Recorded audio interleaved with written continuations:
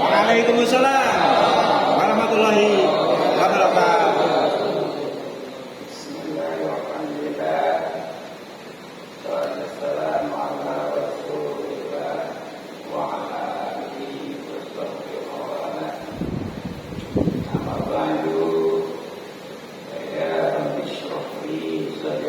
Amin.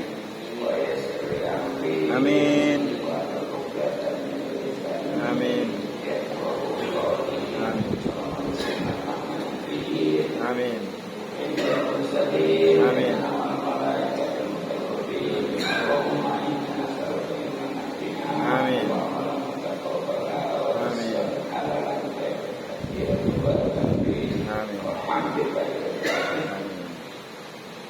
Yang terhormat Ketua ini kata Bapak juga Ustaz Haji Imam Basuki yang mungkin secara perjalanan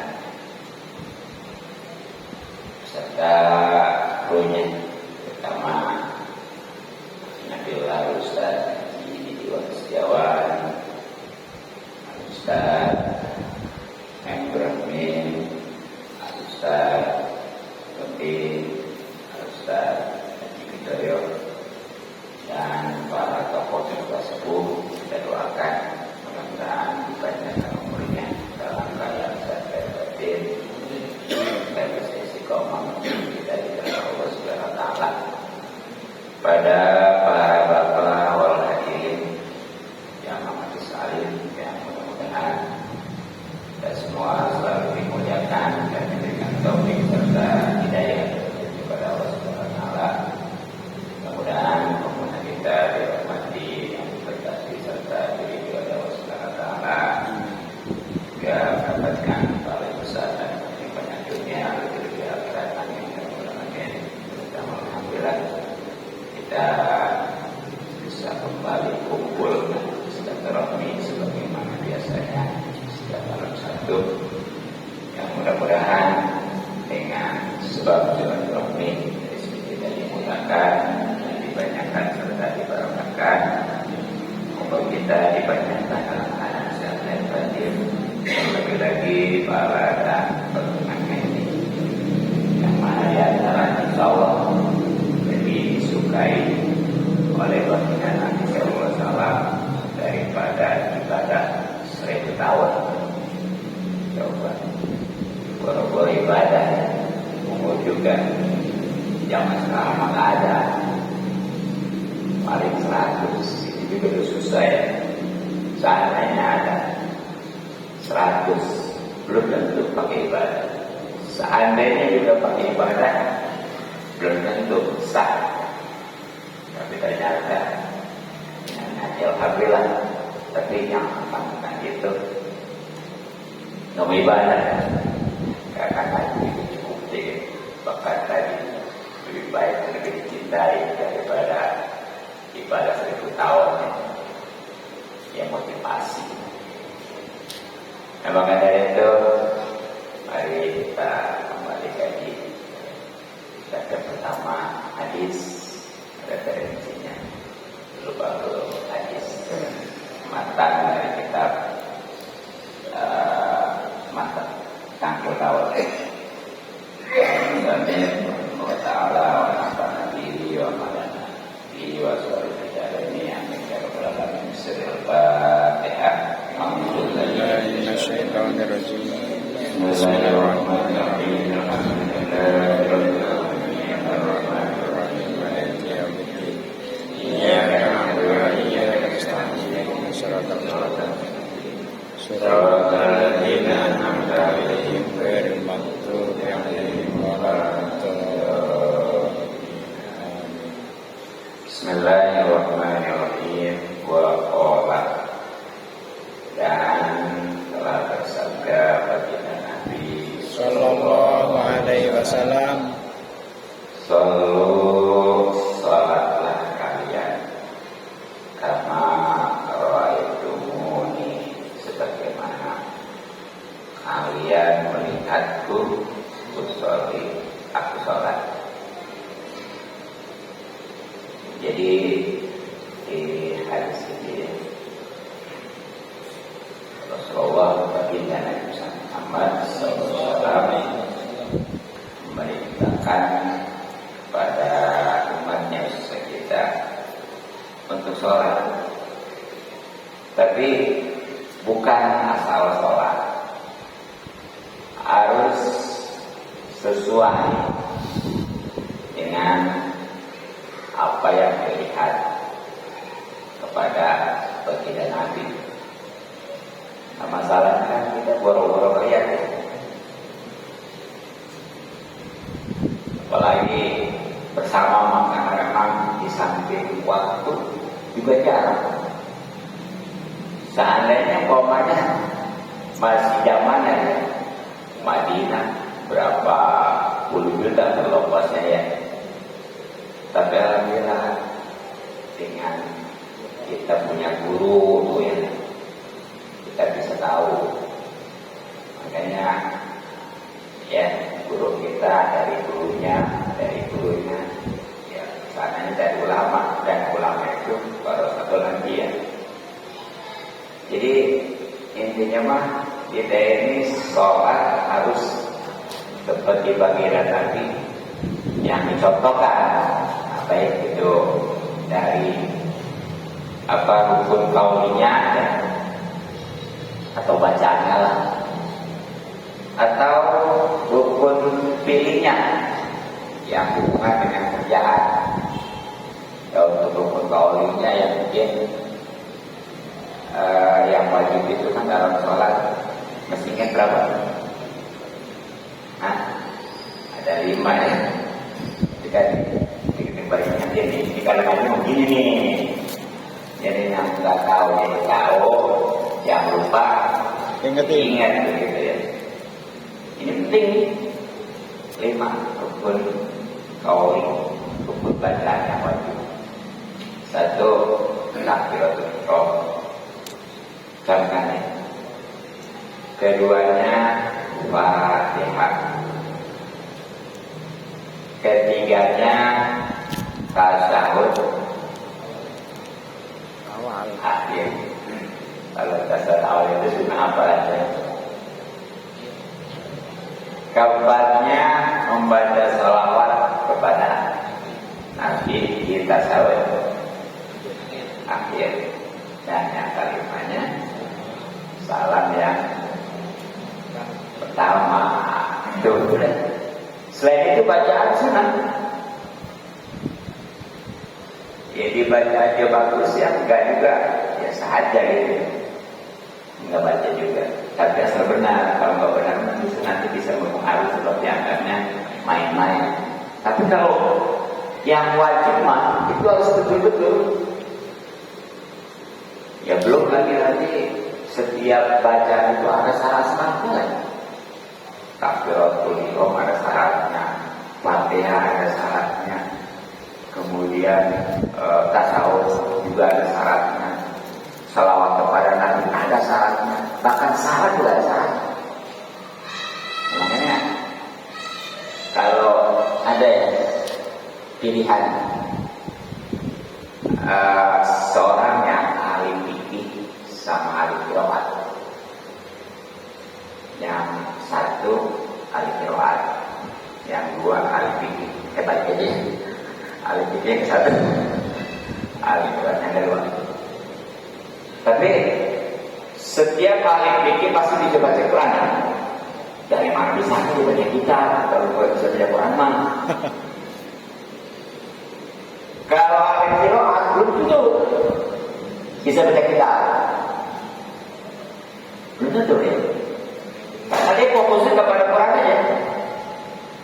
Nah, makanya kalau ahli qiraat nih, apalagi di Malagandong, itu jangankan yang berkaitan dengan masalah hukum fikih, hukum kauli itu bisa.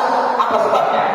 Dia belum tahu syarat tentang ihram, syaratnya Fatihah, syaratnya tasawuf, syaratnya baca sholawat, syaratnya baca salam. Di sholat itu sembarangan, belum salam berapa? Sholawat juga ada syaratnya.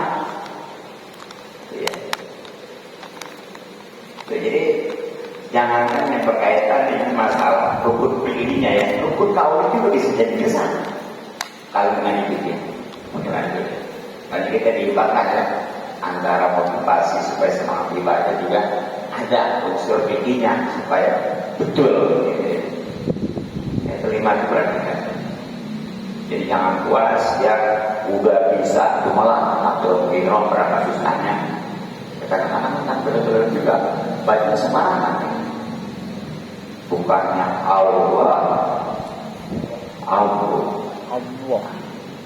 Kalau itu soal anak-anak sabda Allah Akbar Husain.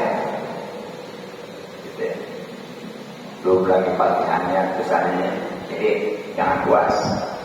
Terus dan ini untuk syarat terkeliru Fatihah nggak ada jawab. Ada ini. Hanya kalau cukup jawab itu belum memadai untuk pesan sholat. Walaupun dia tahlil sekali lagi. Nah untuk rukun fikihnya nih yang wajib ya.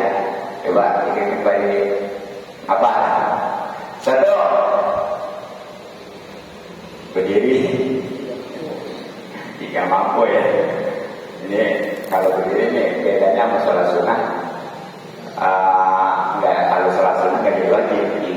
Tanya walaupun masih bisa berdiri, kalau sholat sunnah langsung duduk sana. Silakan aja. Sholat sunnah masih bisa berdiri langsung duduk. Tapi pahalanya 50% sebab. Kemudian yang kedua, ya buku ya, duduk aja. Ketiga, tidak. Walaupun di dalam ini pasti setiapnya ada tumanina ya. Pokoknya mah perhatikan di dalam rukun fikih yang hubungan dengan kerjaan. Kalau bacaannya itu sunnah pasti wajib tumanina. Makanya ruku. Kenapa wajib tumanina? Karena bacaannya sunnah. Kemudian apa lagi? Tidak ada. Kenapa wajib tumanina? Karena bacaannya sunnah. Sampai Allah dimana? Ada terutama dirawat di dalam kadang-kadang tangan masih gerak, udah ruku, gitu. Makanya silakan aja mau dilepas asal harus ada action ya. Kalau nggak ada action biasanya masih gerak, itu ruku, itu belum tumanina, biasa. Kalau langsung ditangkapin sih kayak seperti nggak apa-apa, cuma udah kemana-mana ya. Sampai Allah. Kemudian misalnya apa? Sujud ya. Sujud.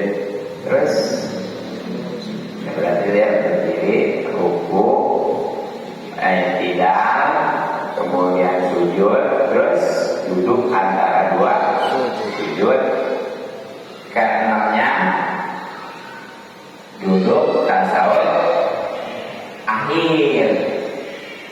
Jadi yang namanya duduk tasawuf itu bagaimana tasawufnya? Kalau tasawufnya sunnah al-Qad, duduk juga sama. Kalau tasawufnya wajib, ya duduk juga wajib. Jadi itu ya.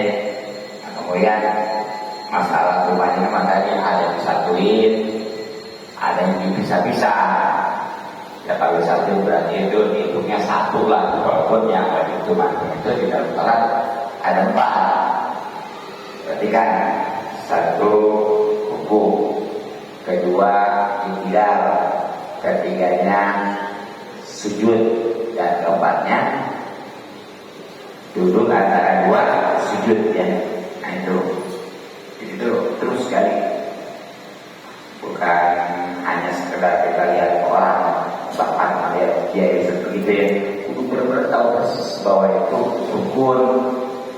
Jadi kudu bisa bedain mana sunnah, mana rukun, mana sunnah al-Qad gitu ya. Nah itu jadi dari yang di sini dituntutnya kita untuk betul-betul menguasai tentang ilmu sholat ya. Jangan asal sholat aja. Yang penting kalau dia masih ngaji mah insya Allah tadi kan ya. Yang belum tahu insya Allah dia tahu. Yang udah tahu bisa diingetin. Tapi kalau Sampai kapan tahunya?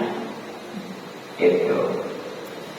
Ya kan kalau dari dasarnya mah boro-boro itu ada pahalanya, saya juga kata. Bahkan kewajiban juga berkubur. Jadi jangan boleh sholat. Padahal mah sekali lagi karena dasar itu kewajiban berkubur. Tapi kembali kalau ngaji mah insya Allah dimaklum gitu ya. Nah, jadi lagi. Kemudian waqala dan bersabda baginda Nabi sallallahu alaihi wasallam, man taraka, siapa orang, semua barang siapa yang meninggalkan as-salat muta'ammidan dengan sengaja, faqad kafaro, maka sungguh ia kafir diharam dengan terang-terangan. Rawahu hadis riwayat At-Tabrani, Imam Tabrani, an Anasin dari sahabat Anas, wa isnaduhu, dan isnad hadis ini hasanun sahih. Jadi siapa yang laki perempuan yang meninggalkan sholat dengan sengaja, ya, maksudnya menentang kewajiban sholat atau meremehkan sholat, ya, ya seperti kalau disuruh sholat, ngapain sholat itu, alhamdulillah, itu hukumnya udah jelas ya, terang-terangan, makanya kekufur juga terang-terangan hukumnya gitu. Bahkan kalau menurut syariat Islam itu jangan yang menentang ya sebenarnya mah, yang menentang juga kalau sudah meninggalkan dalam dua waktu sholat yang boleh dijamaah itu pun disebut makruh, dibunuh dan itu di awal Fathul ada, di awal kita Fathul ada. Bahkan di kitab ini kan nanti ada di akhir ya.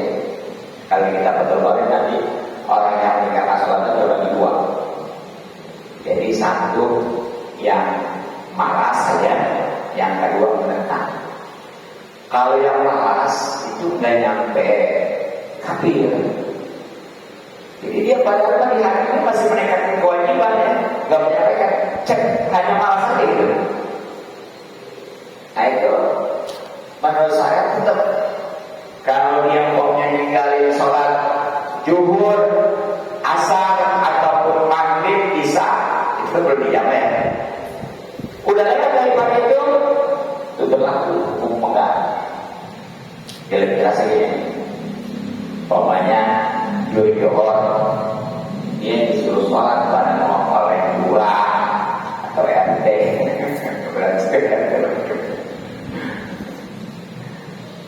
Belum sholat juga. Asar juga disuruh, belum sholat juga. Nah, begitu maghrib itu berlaku hukum pegang. Sama maghrib juga deh ya, disuruh belum sholat juga. Isya nyampe subuh berlaku. Makanya kalau yang nggak sholat itu hakikatnya mati. Jadi secara tidak disadari baik berjalan dan sebagainya. Kalau persyaratan utama sudah mestinya itu dibunuh. Tapi jangan aman, ada bukan itu, karena yang namanya sholat ini ya, ini sangat berpengaruh sekali. Karena ada ceritanya Nabi Isa alaihissalam pernah datang kepada suatu tempat itu luar biasa, aku itu subur, makmur ya. Oh pokoknya mah indah lah. Kemudian beberapa tahun kemudian Nabi Isa datang kembali ke situ. Ternyata jadi gersang, bahkan air juga itu nggak ada. Begitu dicek, kenapa bisa begini? Nggak seperti dulu gitu ya. Nah itu kalau dulu mah alhamdulillah orang sini pada sholat, sekarang udah pada tetap. Makanya kalau zaman dulu itu yang namanya Cina dianggapnya membawa sial ya, bahkan sampai 40 makanya. Kalau mau tahu yang nggak sholat juga sholat. Itu di dalam Jadi orang yang nggak sholat juga sama itu membawa sial. Makanya yang penting kurang aja, ya. Kalau nggak ada sama sekali, alhamdulillah. Jadi itu kalau yang karena mau saja sebenarnya udah berlaku, tapi dia ketika udah dieksekusi gitu ya, itu masih statusnya Islam. Makanya wajib dibagiin, wajib dikafanin, wajib disolatin, dan dikubur juga. Ya, boleh dengan kaum muslimin. Nah, sedangkan yang kedua itu dia menentang kewajiban sholat. Ya. Nah, itu sama sebenarnya mah. Kalau belum ketemu dua waktu yang boleh dijamaah, belum boleh dieksekusi gitu, belum berlaku. Nah, kalau sudah dua waktu sholat yang boleh dijamaah loh, kalau yang bolehnya nggak bisa dijamaah, nggak nungguin dua. Contohnya subuh kan boleh dijamaah ya. Jadi subuh kan nih, kalau dulu subuh disuruh sholat, dia balik dengan apa nih sholat, ya. Nah, begitu matahari terbit itu berlaku. Jadi kan nungguin jawaban. Nah, hukumnya beda nih. Kalau ini udah karena hukum ya, makanya udah nggak wajib dibagiin, nggak wajib dikabarin. Bahkan kalau yang ekstrim yang begini maka saya digaji. Kan? Nah, jadi terjadi. Itulah hadis riwayat Imam Tabrani dari sahabat Anas bin Malik radhiyallahu anhu. Ya.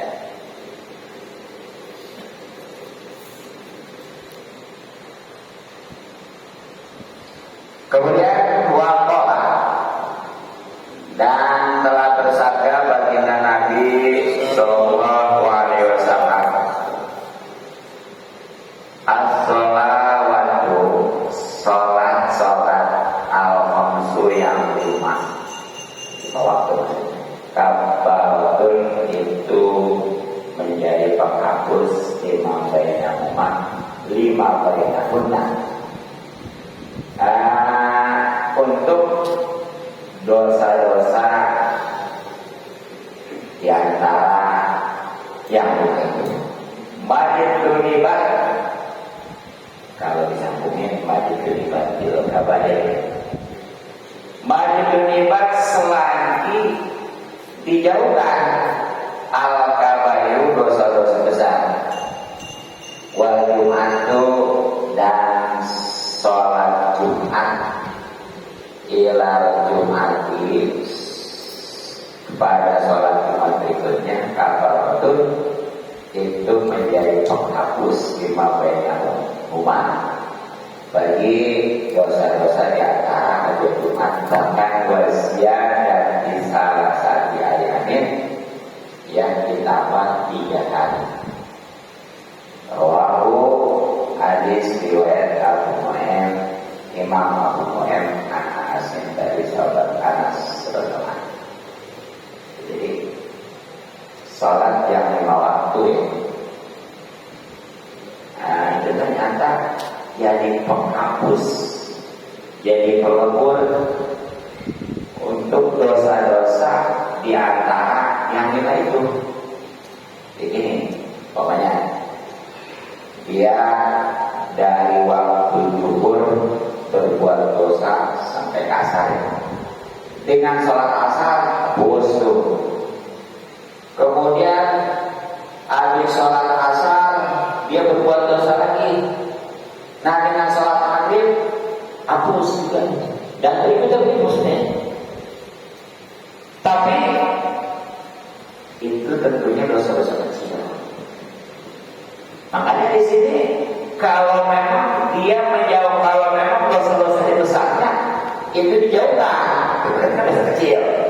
Sebab kalau dosa besar mah nggak bisa terhapus dengan sholat begitu aja. Jadi harus khusus taubat nasuha gitu ya. Kalau umpamanya katakan dia minuman atau zina gitu ya. Nah, berarti itu nggak cukup hanya dengan dia sholat juga nanti kan cukup ya. Sekali lagi di sini menghapus juga dosa-dosa kecil dan catatannya harus menjauhi dosa besar. Kemudian dari sholat Jumat ke Jumat berikutnya terbakar, itu bisa menghapus dosa juga. Ya seperti Jumat ini tadi alhamdulillah ya. Nah ternyata itu sampai Jumat berikutnya itu banyak dosa. Tapi sekali lagi kecil-kecil ini. Itu bisa hapus juga tuh dengan Jumat yang akan datang. Bahkan ada bonus apa? Ditambah 3 hari. Jadi kalau sepekan itu berapa? 2 hari ya? Tambah 3 10 berarti ada bonus. Tapi ingat ini dosanya dosa kecil. Kalau dosa besar harus taubat khusus. Itulah hadis riwayat Imam Abu Nu'aim dari sahabat Anas radhiyallahu. Terakhir, waqala dan bersabda berbeda Nabi Sallallahu alaihi wasallam, man jamaah, barang siapa yang mengumpulkan baina sholataini, antara 2 sholat, min ghairi udhrin, tanpa ada udzur syarat, faqad maka sungguh ia mendatangi bahwa suatu pintu min abwabil kabairi, dari pintu-pintu dosa besar. Wau hadis riwayat At-Tirmidzi Imam Tirmidzi wal Hakim dan Imam Hakim. Jadi kawas, siapa orang yang ngumpulin 2 sholat, maksudnya mata itu ya, sholat Zuhur dikejar asar, sholat asar dikejar maghrib, gitu ya, dan seterusnya lah.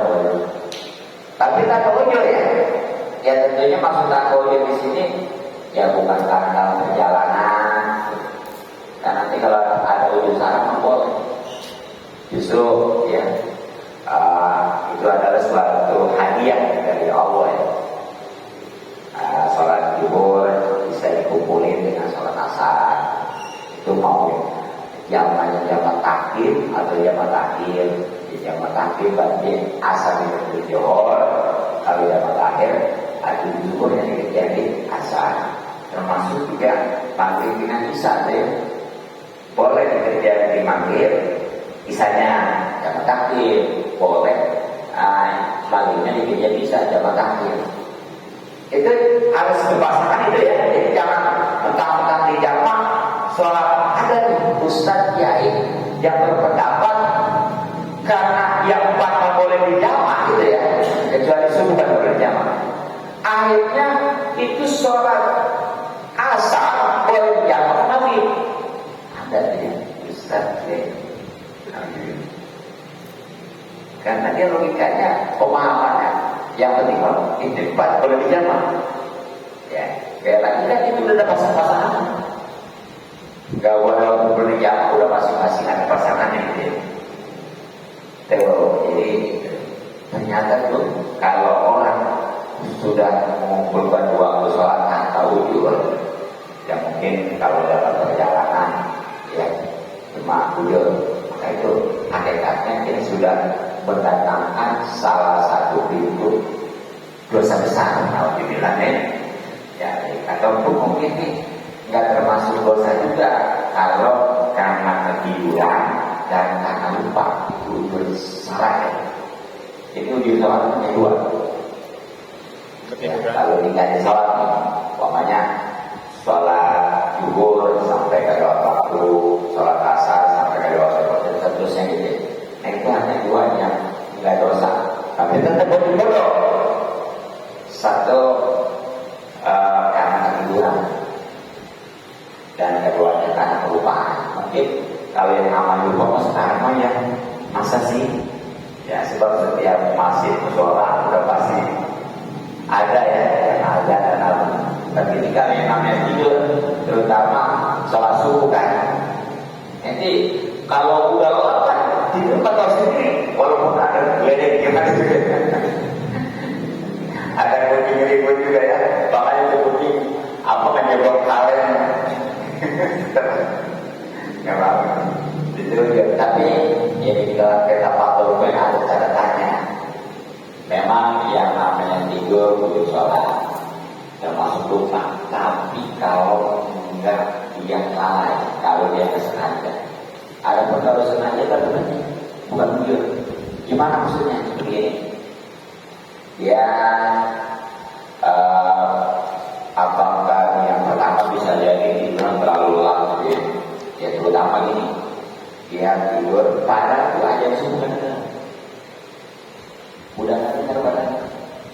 Tapi begitu namanya kena kebangunnya, bukannya bangun pada tarik selimut, otomatis. Itu bukan kalau udah bangun waktu subuh, punya pikiran caranya alam batas. Ada yang kayak gitu, Ting. Ada yang kayak gitu. Curhat. Bahkan kalau itu namanya manusia kadang-kadang kalau lagi itu sama aja ya. Kadang-kadang tuh karena pokoknya sekarang subuh kadang-kadang itu 4:30 ya. Setengah jam lagi tidur ya. Itu begitu tidur mimpi sholat. Sholatnya sangat subuh lagi. Pengalaman. Jadi lebih aja ya. Sholat ini. Benar-benar petang. Ya begitu kondisi petang dia kadang nggak melihat keadaan ya. Jangan nggak sholat ini. Karena kawan betul-betul. Ayat ini membaca tidur bukan sholat tapi mimpi dari itu. Bisa begitu saya tadi. Bisa. Saya udah ngalamin tadi. Jadi itu mah bukan tujuan ya. Sama kelupaan juga ya. Kelupaan itu kalau sengaja kalau dia itu gimana contohnya? Dia pada samping asiknya yang main catur, permainan. Jadi ini yang namanya permainan. Apalagi main bola. Itu makanya udah kelihatan aurat itu nasi. Bukan haram. Jadi aurat itu main bola aja yang kita lakukan. Ada nggak main bola sepak itu? Main banyak. Ada tapi kipernya.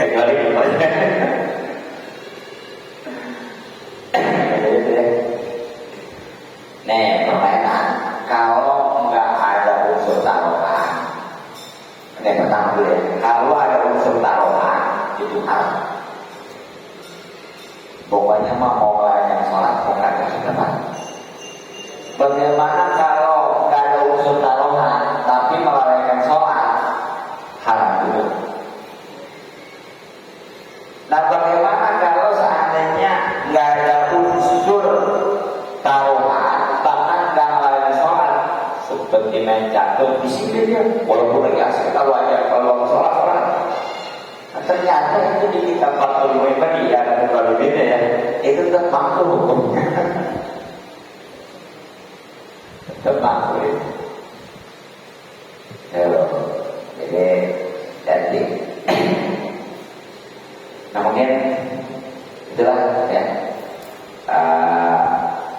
hadis-hadis tentang keutamaan ibadah batu khususnya sholat.